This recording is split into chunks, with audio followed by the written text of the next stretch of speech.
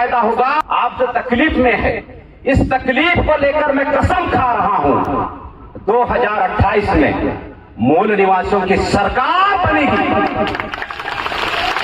पुरखे लोग जिस न्याय व्यवस्था के साथ में अपने समाज को संचालित करते थे, उसी रूढ़ी प्रथा को 5वीं अनुसूची के रूप में संविधान में आज जीस रख दिया गया है। स्वागत करता हूं, हार्दिक इस्तकबाल करता हूं। साथियों, मैं सबसे पहले पूछना चाहता हूं, मेरी आवाज उधर क्लियर आ रही है क्या? उधर जो बरगद झाड़ के पीछे बैठे हुए मेरे साथी लोग, अगर आ रही है तो हाथ को खड़ा कीजिए। नहीं? अच्छा। और उधर अच्छा, आप लोगों को तो सुनाई दे रहा होगा ना? चलिए, बढ़िया है। उधर पीपल झाड़, बढ़िया। तो साथियों, आज का जो दिन है बहुत खूबसूरत दिन है। क्यों बहुत खूबसूरत दिन है? क्योंकि आज पूरा जो सरगुजा संभाग है, सरगुजा संभाग के जशपुर जिला अपने संविधान में मिले हुए अधिकार को समझने के लिए बेताब सा हो गया।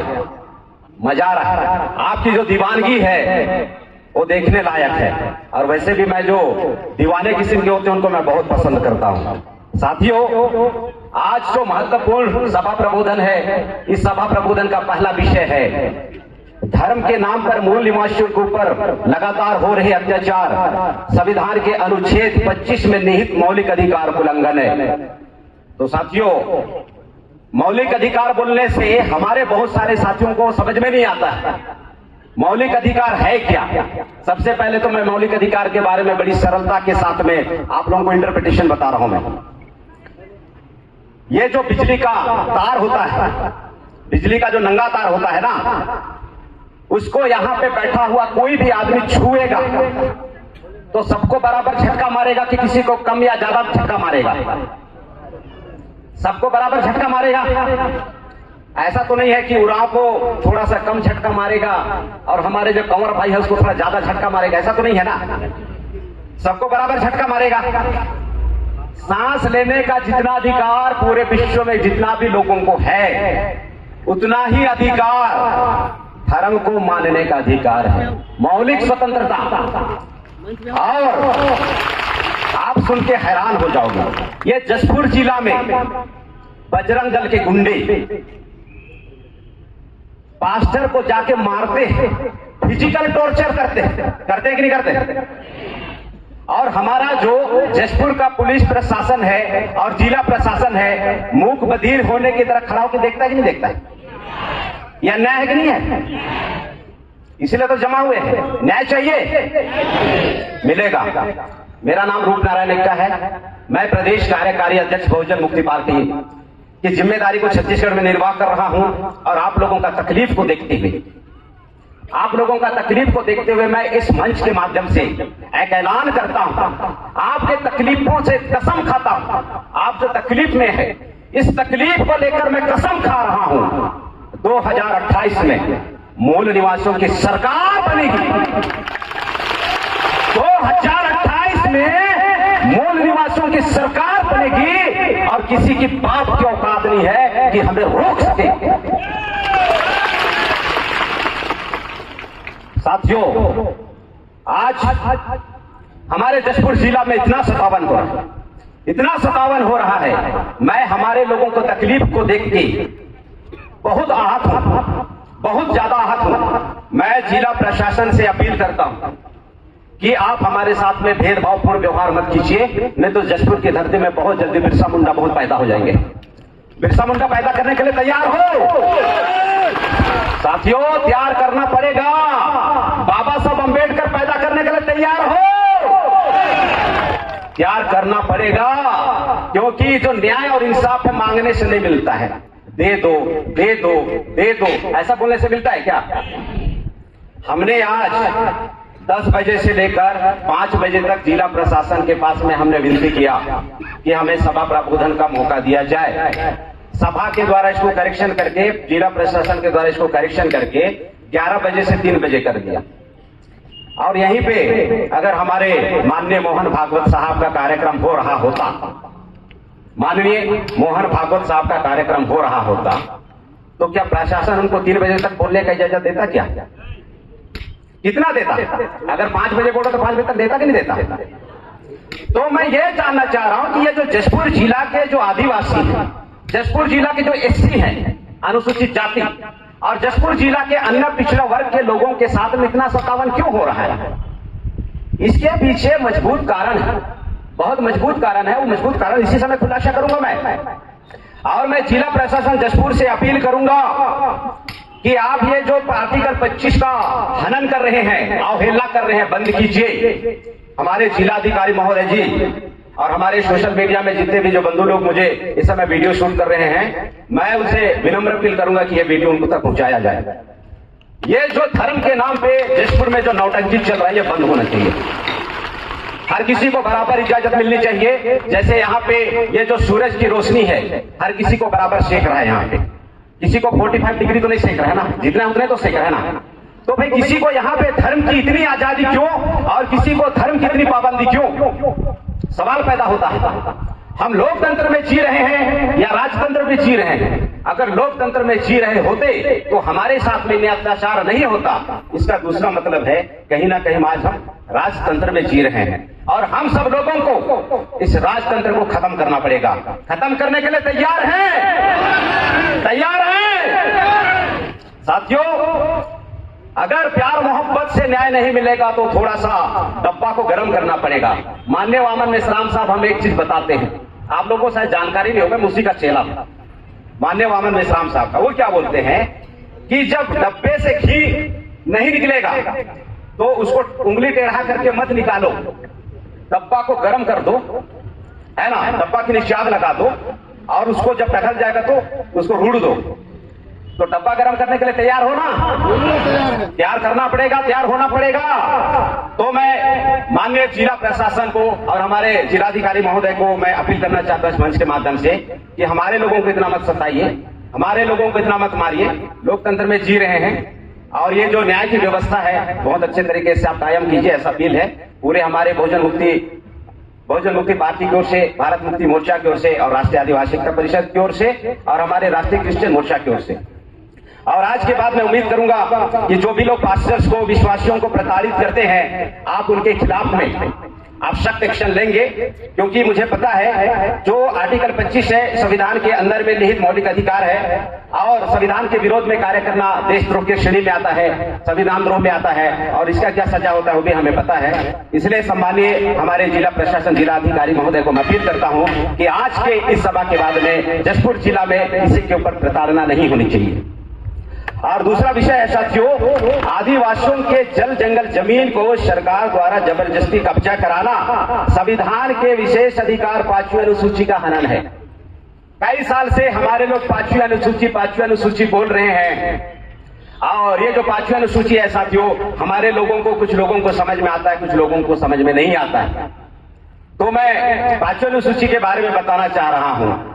1950 में संविधान लागू हुआ, उससे पहले हमारे जो आदिवासी हैं, आदिवासी अपनी जो समाज को चलाने के लिए एक कानून का व्यवस्था बनाए थे, एक कानून का व्यवस्था बनाए थे जहां पे वो समाज को संचालित करने के लिए उन्होंने कानून बनाया वहां पे, और उस कानून का जो अमल है, इम्प्लीमेंटेशन, वो उन्होंने बनाया व्यवस्था।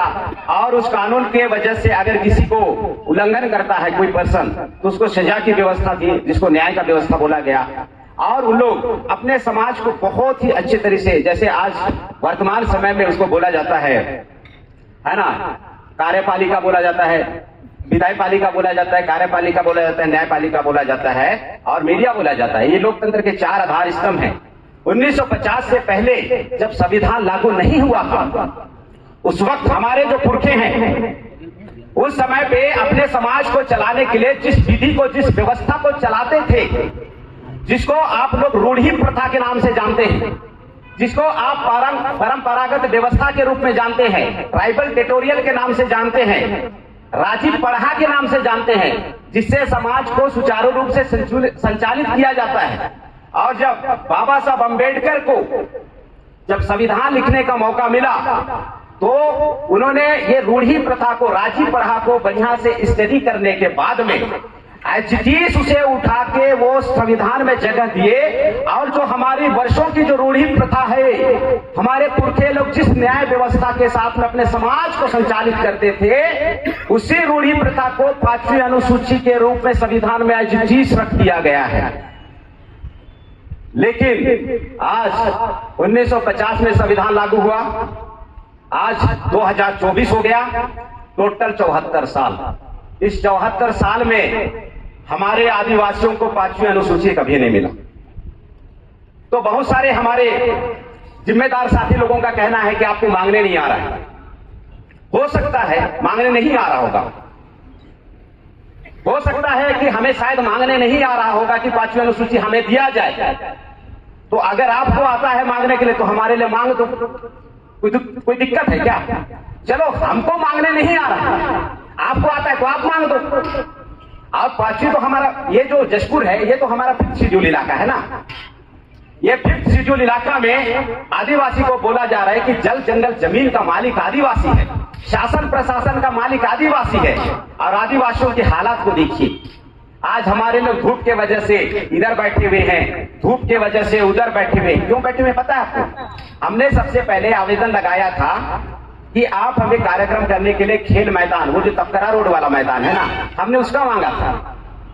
लेकिन हमारे जो जिलाधिकारी महोदय हैं जशपुर से और हमारे अपर कलेक्टर महोदय हैं, वो इस जगह को हमको दिया और हम लोग समय पे आप लोगों के लिए थोड़ा सा बैठने के लिए व्यवस्था नहीं कर पाए। इसके लिए मैं दिल की गहराइयों से आप लोगों से माफी मांगता हूँ। ये हमारे काम बढ़िया से ना करने की वजह से आप लोग तकलीफ में हैं, धूप में बैठे हुए हैं। लेकिन उसका जो मजबूत कारण है वो हम लोग पहले वहां पे लगाए थे कार्यक्रम के आवेदन, और प्रशासन ने हमको यहाँ पे कार्यक्रम लगाने दिया और हमको सडनली नहीं हो पाया। हमारे बहुत सारे भाई लोग इधर से गाड़ी से पार्क उधर चले गए, कोई वहां पे देख रहा था, बहुत परेशानी हुआ, बहुत ऐसा परेशानी हमारे लोगों को हुआ। तो साथियों, यहाँ पे जो आदिवासियों को कैसे बुड़बक बनाया गया, आदिवासियों को कैसे बुड़बक बनाया गया, आप थोड़ा बढ़िया से समझिए। आदिवासियों को बोला गया कि आप लोग अपनी संस्कृति को, कला को और सभ्यता को सहेज के रखिए। आप अपनी कला संस्कृति के वजह से आदिवासी कहलाते हैं, इसको सहेज के रखिए, संभाल के रखिए, संभाल के रखिए, ऐसा हम लोग को बोला गया। तो साथियों, हमने संभाल के रखा। यहां पे बैठा हुआ आदिवासी को कर्मा नृत्य करने आता है कि नहीं आता है? यहाँ के आदिवासी को जलसा नाचने आता है कि नहीं आता है? रोपा गीत गाने आता है? मैं किसान का बच्चा हूं, लेकिन मैं बहुत ज्यादा रोपा नहीं लगाया हूं, तो मेरे को रोपा गाना नहीं आता है। लेकिन मैं बचपन में बहुत हिंदी पिक्चर देखा हूं मैं, तो हिंदी गाना मेरे को आता है गाने के लिए। तो वो भी तो कला है, गाना गाना भी तो कला है। मुझे आदिवासी को बहुत अच्छा गाना गाना आता है, मैं प्रोफेशनल सिंगर नहीं हूं, तब भी बहुत अच्छा गाना गाना आता है। मैं इंटरप्रिटेशन बताने के लिए ये गाना मैं आपके सामने गा रहा हूं। मैं हिंदी पिक्चर का बहुत अच्छा गाना है। तुझे देखा तो ये जाना सनम, प्यार होता है दीवाना सनम, तो के देख लो तो मैं जान लो सनम, प्यार होवेला दीवाना सनम, निंग नीर कंती अक्कन सनम, प्यार मनी दीवाना सनम। मैं ये जो 3 वेरिएशन में गाना गाया आपके सामने, ऐसा गाना नरेंद्र मोदी नहीं गा सकता। तो मैं जशपुर के जिला प्रशासन को बोलना चाहता हूं कि मैंने अपनी कला को सुरक्षित रखा है, मैंने अपनी सभ्यता को सुरक्षित रखा है। तो आज हमको रैली का आदेश क्यों नहीं मिल रहा है? आपके माध्यम से हमें बोला जाता है, जिला प्रशासन के माध्यम से, आदिवासी अपनी कला संस्कृति सभ्यता को बढ़िया से सहेज के रखिए। जो सहेज के रखता है वो शुद्ध आदिवासी है, और जो सहेज के नहीं रखता है वो मिलावट वाला आदिवासी है। मैं ये क्यों बता रहा हूं आपको?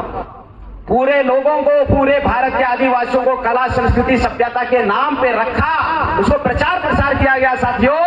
और जो आदिवासियों की सबसे बड़ी जो ताकत थी रूढ़ी प्रथा, वो कभी दिया ही नहीं, और इस रूढ़ी प्रथा को नहीं देने की वजह से हम लोग आज दर दर भटक रहे हैं। अगर रूढ़ी प्रथा हमारी जो 5वीं अनुसूची अगर आज इंप्लीमेंट होता तो जिला कलेक्टर महोदय को रूपनारायण एक्का को लेटर जारी करने की जरूरत नहीं पड़ता। रूपनारायण एक्का कलेक्टर को कि हमारा कार्यक्रम है और आपको इसकी सूचना दी जाती है, आपको इसकी सूचना दी जाती है। रूपनारायण का ऐसा चिट्ठी लिख के देता और उसको मानना पड़ता, हर हाल में मानना पड़ता। ये है 5वीं अनुसूची, जहां पे न्याय चलाने का अधिकार है, जहां पे सत्ता चलाने का अधिकार है, जहां पे कानून बनाने का अधिकार है, जहां पे मीडिया चलाने का अधिकार है। लेकिन आज नहीं मिला। अगर साथियों आपको ये लड़ाई जीतना है, अकेले अकेले लड़ोगे कभी जीत नहीं पाओगे, अकेले अकेले लड़ोगे कभी नहीं जीत पाओगे। आपको अगर मंजिले मकसद चाहिए, आपको अगर आपकी न्याय व्यवस्था चाहिए, आपकी प्रशासन चाहिए, आपकी शासन चाहिए, इस जगह तक पहुंचाने का सिर्फ एक रास्ता है और उस एक रास्ता का नाम है भारत मुक्ति मोर्चा। उस रास्ता का नाम है साथियों भारत मुक्ति मोर्चा। अगर तुमको जशपुर में राजा की तरह जिंदगी जीना है, अगर तुमको यहाँ पे शान की जिंदगी जीना है, तो आपकी खुद की न्याय व्यवस्था होनी चाहिए, आपका खुद का शासन होना चाहिए, खुद का प्रशासन होना चाहिए, तब जाके आप बढ़िया से जिंदगी को जी पाएंगे। और अगर आप ऐसा नहीं करते हैं, आज भी भटक रहे हैं, कल भी भटकेंगे, मैं आप लोगों से पूछना चाहता हूं, आप लोग और भटकना चाहते हैं क्या? एक ही रास्ता है, भारत मुक्ति मोर्चा। भारत मुक्ति मोर्चा आज पूरे भारत में मूल निवासियों का, SC, ST, OBC का सबसे बड़ा संगठन है साथियों। और ये जो संगठन है, ये सिद्धांतों से कभी समझौता नहीं करता। हम मुकम्मल आजादी की ओर निरंतर आगे बढ़ रहे हैं, हम मुकम्मल आजादी को निरंतर आगे बढ़ रहे हैं और बहुत अच्छे तरीके से, संवैधानिक तरीके से हम आगे बढ़ रहे हैं।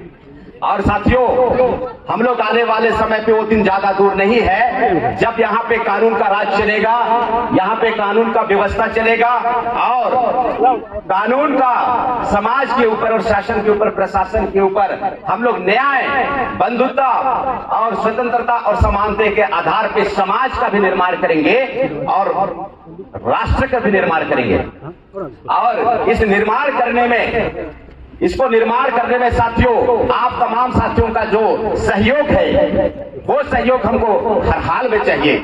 मैं जानना चाहता हूं, समता समानता का समाज और राष्ट्र बनाने के लिए और साथ देने के लिए आप लोग तैयार हैं? इधर हमारी माताओं को पूछना, आप लोग तैयार हैं? इधर तैयार हैं? तैयार हैं? तैयार हैं? तो साथियों, आगामी समय में और कार्यक्रम लगेगा, क्योंकि एक दिन कार्यक्रम को सुनने के बाद में ना बहुत सारी बात समझ में नहीं आती, और भी कार्यक्रम लगेंगे। और अगर आपको अपनी न्याय व्यवस्था चाहिए साथियों, आपका 5वीं अनुसूची रूढ़ी व्यवस्था चाहिए, हमारे पुरखे लोग जैसे पहले चलाते थे, तो और ताकत बटोरना पड़ेगा। और आप लोग ताकत बटोरने के लिए निरंतर मेहनत करेंगे, संघर्ष करेंगे। ऐसा मैं आप लोगों के सामने अपील करता हूं। 8 विषय है, समय की नजाकत है, बहुत सारे विषयों को मैं कवर नहीं कर सकता। मैं एक विषय के ऊपर में और आप लोगों को मैं बताना चाहता हूं, उसके बाद मैं अपनी बातों को समाप्त करता हूं, क्योंकि हमारे पास में बहुत सारे वक्ता साथी हैं और सभी वक्ता साथी बहुत धुरंधर हैं, हमको सबको सुनना है। और ये जो 4था नंबर पे एक विषय डला हुआ है साथियों, इसका नाम है EVM मशीनों में मतों की गड़बड़ी करके जबरदस्ती सत्ता को कब्जा करना लोकतंत्र की हत्या है। इस विषय पे मैं छोटी सी अपनी बात को रखूंगा, उसके बाद में फिर मैं समापन करूंगा। तो साथियों, पूरे विश्व में ज्यादातर देशों में जो विकसित देश है, उस विकसित देश में EVM मशीन से चुनाव नहीं आता है, नहीं होता है, क्योंकि इस EVM मशीन से फ्री, फेयर एंड ट्रांसपेरेंट चुनाव नहीं होता है, पारदर्शी चुनाव नहीं होता है, स्वतंत्र चुनाव नहीं होता है, निष्पक्ष चुनाव नहीं होता है। फ्री, फेयर एंड ट्रांसपेरेंट कैसा चुनाव होता है? धोखाधड़ी वाला चुनाव होता है, ठगाठगी वाला चुनाव होता है, ठगाठगी वाला चुनाव होता है। अभी पाकिस्तान के एक चुनाव आयोग में काम करने वाले एक सज्जन का वीडियो वायरल हुआ, आप लोग देखे होंगे, सोशल मीडिया का जमाना है। तो उसमें वो सज्जन बोल रहे हैं कि मुझे अपने किए पे बहुत तकलीफ हो रही है, क्योंकि मैंने पाकिस्तान के जनता, वो अवाम बोलते हैं, पाकिस्तान के अवाम के सामने, अवाम को मैं बहुत ज्यादा धोखाधड़ी दिया हूं, बहुत धोखा दिया हूं, और मैं अंदर आत्मग्लानि से मैं भर गया हूं। मेरे जैसे आदमी को कराची के चौक में, शहर में आप हमें फांसी की सजा दे दो, ऐसा वीडियो में वो कबूल कर रहा है। वो अपना गुनाह को कबूल कर रहा है और बोल रहा है मैं ही वो आदमी हूं जो 70 हजार वोट से जीते हुए प्रत्याशी को मैंने हरवाया है, ऐसा बोल रहा है। इसलिए मेरे को पाकिस्तान के चीफ जस्टिस को और पाकिस्तान के प्रधानमंत्री को वो अपील कर रहा है कि कराची के जो चौक है वो बंद कमरे में नहीं, सड़क के ऊपर खुले में फांसी दे देना, मैंने इतना बड़ा गुनाह किया है, ऐसा उसका वीडियो आया हुआ है साथियों। वामन मेश्राम साहब लगातार 2013 से ईवीएम के विरोध में चुनाव आयोग के साथ में लड़ाई लड़ रहे हैं। जिस समय पूरे भारत के लोगों को ईवीएम का ई समझ में नहीं आता था, उस समय से वामन मेश्राम साहब ईवीएम की लड़ाई लड़ रहे हैं और आज उसके लड़ाई लड़ने के वजह से पूरे भारत में ईवीएम के विरोध में जो उलगुलान उठा है वो उसका श्रेय वामन मेश्राम साहब को जाता है। और उन्होंने लोकतंत्र का मतलब बताया, उन्होंने वोट की वैल्यू का बताया, वोट से आप चुनाव जिता सकते हैं और वोट की ताकत से आप शासक बन सकते हैं। इतना बड़ा अधिकार है वोट का अधिकार, जिसको वर्तमान शासन और जो सरकार है वो आपसे धोखाधड़ी करके आपकी वोटों से अपनी सरकार बना रही है। और मैं इस मंच के माध्यम से अपील करता हूं कि आपको इसको हर हाल में रोकना है। पूरा भारत लगा हुआ है रोकने के लिए और मुझे लग रहा है कि हम लोग 90% लड़ाई को जीत चुके हैं। 90% लड़ाई को हम लोग जीत चुके हैं, ऐसा प्रतीत हो रहा है। इसके बावजूद भी सतर्कता का सिद्धांत को अपनाएंगे हम लोग, इसके बावजूद भी हम लोग सतर्कता का सिद्धांत को अपनाएंगे। अगर भारत की जो सरकार है और चुनाव आयोग अभी 2024 में लोकसभा का चुनाव आ रहा है और इस लोकसभा के चुनाव में अगर वो जबरदस्ती ईवीएम से वोटिंग करवाता है, जबरदस्ती अगर ईवीएम से वोटिंग करवाता है तो यहां पे बैठे तमाम साथियों से अपील है, वोटिंग के दिन में वोट करने के लिए आपको पोलिंग बूथ जाना है और ईवीएम को उठा के पटक देना है। चुनाव के दिन में आपको वोट देने जाना है, अंदर घुसना है, उठा के पटक देना है। कितने लोग पटकने के लिए तैयार हैं? कितने लोग पटकने के लिए तैयार हैं? छोटा गुनाह है, गुनाह नहीं ऐसा नहीं बोल रहा, गुनाह है, लेकिन लोकतंत्र की हत्या करने के बराबर का गुनाह नहीं है। अगर बड़ा गुनाह को रोकने के लिए छोटा सा छुट्टू सा गुनाह कर दें तो कोई हर्जा है क्या? कोई हर्जा है क्या? हमारे आदिवासी पैदाशी मार्शल कौम के लोग हैं। मार्शल कौम का मतलब होता है पैदाशी लड़ाकू होते हैं। कौम का मतलब होता है लड़ाकू नहीं, मार्शल का मतलब होता है लड़ाकू। मैं थोड़ा गलत बोल दे रहा था, सोशल मीडिया का जमाना अभी तुरंत बदनाम कर देते हैं। मार्शल का मतलब होता है साथियों लड़ाकू, लड़ने वाला।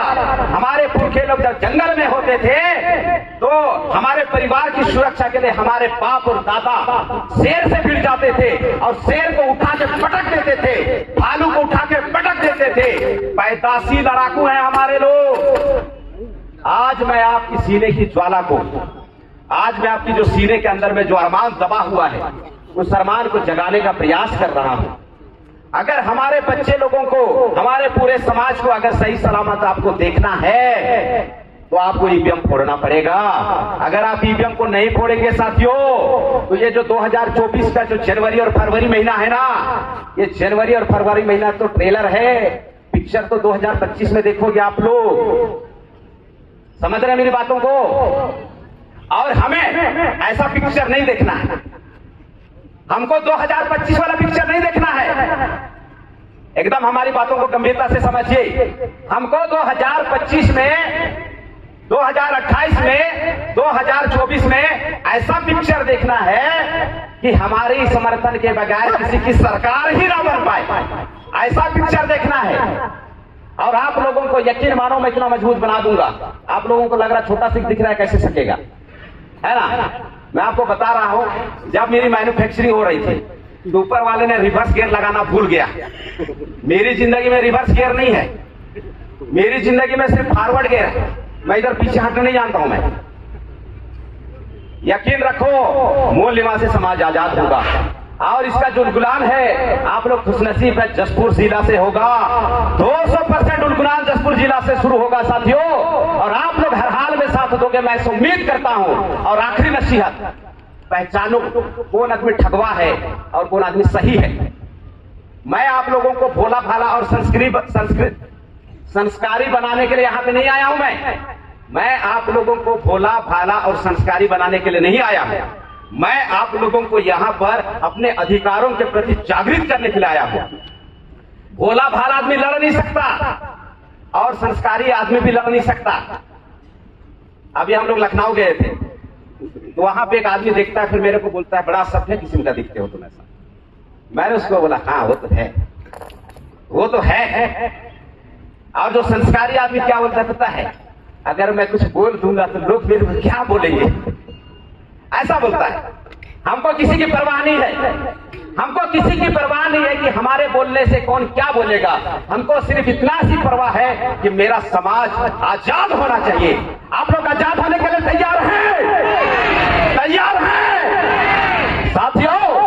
भारत मुक्ति मोर्चा के संग आइए, प्रशिक्षण लीजिए। लाखों बिरसा मुंडा पैदा होगा, लाखों बाबा साहब अम्बेडकर पैदा होगा, और आप लोग आजाद हो जाएंगे, आप लोग आजाद हो जाएंगे। आप सभी साथियों का बहुत बहुत धन्यवाद।